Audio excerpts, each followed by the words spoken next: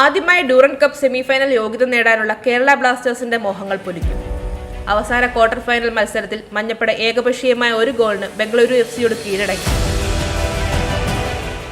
കളി തീരാൻ സെക്കൻഡുകൾ ശേഷിക്കെ 95-ാം മിനിറ്റിലാണ് ബ്ലാസ്റ്റേഴ്സ് ഗോൾ വഴങ്ങിയത്. ഇഞ്ചുറി ടൈമിന്റെ അവസാന മിനിറ്റിൽ കോർണറിൽ നിന്ന് ലഭിച്ച പന്തിൽ നിന്ന് മുൻ ബ്ലാസ്റ്റേഴ്സ് താരം പെരേര ഡയസ് ആണ് ബ്ലാസ്റ്റേഴ്സിന്റെ അന്തകനായത്. തുടക്കത്തിലെ അശുഭലക്ഷണങ്ങളായിരുന്നു ബ്ലാസ്റ്റേഴ്സിന്.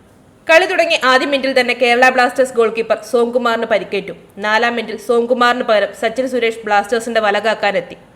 ആദ്യ പകുതിയുടെ അവസാനത്തിൽ ബംഗളൂരു കൂടുതൽ മൂർച്ചയുള്ള ആക്രമണങ്ങൾ സംഘടിപ്പിച്ചു.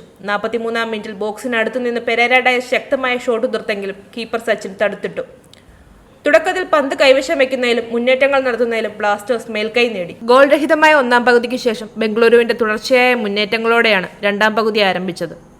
ബ്ലാസ്റ്റേഴ്സിന്റെ പ്രതിരോധ നിരയും ഗോൾ കീപ്പറും ഈ നീക്കങ്ങൾ സമർത്ഥമായി തടഞ്ഞു. 57-ാം മിനിറ്റിൽ ലൂണയുടെ ഫ്രീ കിക്ക് ബംഗളൂരു കോർണർ വഴങ്ങി രക്ഷപ്പെടുത്തി. തിളങ്ങാൻ കഴിയാതെ പോയ പെപ്രയെ 63-ാം മിനിറ്റിൽ ബ്ലാസ്റ്റേഴ്സ് പിൻവലിച്ചു. ബംഗളൂരു ഇതിനിടെ 3 മാറ്റങ്ങൾ വരുത്തി. കളിയുടെ അവസാന 10 മിനിറ്റിലും ഇഞ്ചുറി ടൈമിലും ബംഗളൂരുവിന്റെ ആധിപത്യം പ്രകടമായിരുന്നു. നിരവധി മുന്നേറ്റങ്ങൾ ഏറെ പണിപ്പെട്ടാണ് ബ്ലാസ്റ്റേഴ്സ് പ്രതിരോധിച്ചത്. നിരന്തരമായ ആക്രമണങ്ങൾക്ക് ഫലം കാണുകയും ചെയ്തു. മത്സരം സമനിലയിൽ കലാശിച്ചുവെന്ന് ഉറപ്പിച്ച ഘട്ടത്തിൽ 95-ാം മിനിറ്റിലാണ് വിജയഗോൾ പിറന്നത്. ബ്ലാസ്റ്റേഴ്സ് ആരാധകരുടെ നെഞ്ചിൽ ഇടുത്തി മിന്നി. ഗോൾ അടിച്ചതിന് ശേഷമുള്ള ഡയസിന്റെ സെലിബ്രേഷൻ അതിന് ആക്കം കൂട്ടി. കരുത്തരായ പഞ്ചാബ് എഫ് സിയെ 6-5 മറികടന്ന് നിലവിലെ ചാമ്പ്യന്മാരായ മോഹൻ ബഗാനാണ് സെമിയിൽ ബംഗളൂരുവിന്റെ എതിരാളികൾ.